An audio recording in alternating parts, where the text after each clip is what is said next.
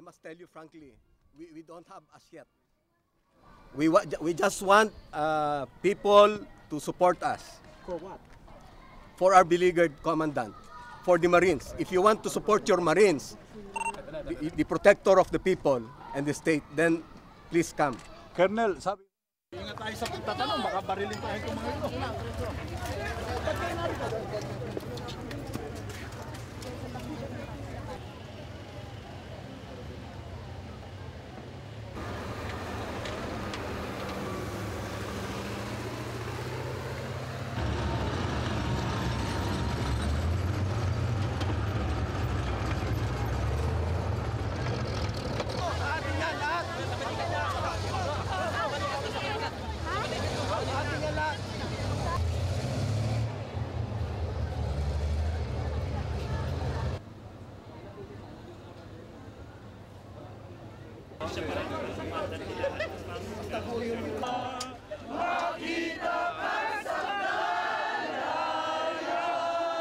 Bundok sa simoy at sa langit mong bugaw, may nilagang tula at awit sa...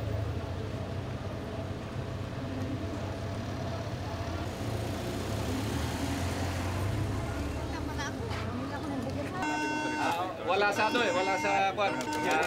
Marami pa yung wala sa Colonel Jojo De Leon na pero yun na nga ang desisyon namin. Ako na ang commandant. We follow the chain of command. We follow legal orders, ha? We follow legal orders. We follow the constitution. So other than that, wala na kaming pakialam sa politics o kung ano-ano dyan na tinatanong nyo. Hindi ko... Mahirap sa masa! Sige,